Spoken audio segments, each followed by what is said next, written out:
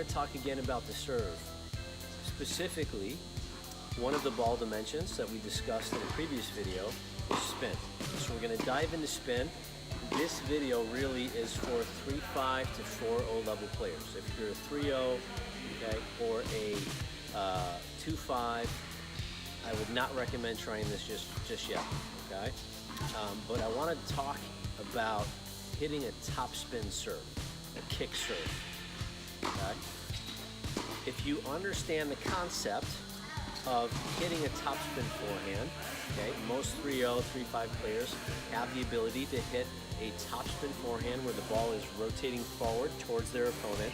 Okay, if you can understand that, it's going to allow you to help understand how you have to conceptualize and visualize as well as physically execute what you have to do to hit a kick serve. So again, real quickly, what spin comes down to are three main things really, is the speed in which the racket's moving, okay, faster or slower, the angle of the racket, whether I'm more open or whether I'm more closed, as well as the path of the racket. If I'm more level, if I'm using more level swinging plane, okay, or if I'm using a more low to high, okay, swing point. And again, these are just generalizations, just to keep things simple, okay? So if I'm hitting a topspin forehand, I want the racket face relatively squared up, okay?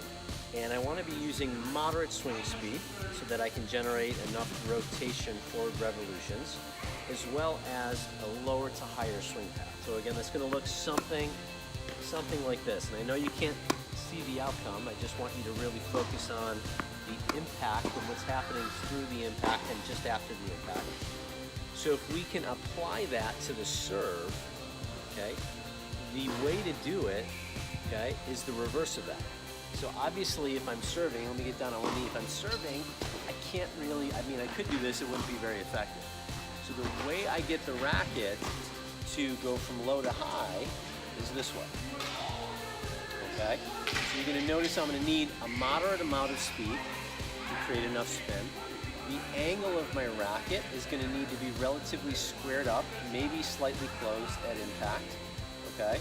And my racket path is gonna need to be going low to high again, okay? The most ideal way to make sure that the racket face is closed, okay, is having something closer to a continental grip. Do you need a continental grip? Not necessarily, but it's surely gonna help with the racket angle as well as the pronation, which is, we can say, for another video, okay? So again, I'm doing this on one knee just for the sake of fitting this into the shot, all right? But you're gonna notice as I do this, back up a little bit more, okay? What I'm working on is tossing the ball, okay, roughly over my head, which is going to allow me to create some height, and the racket is dropping, okay?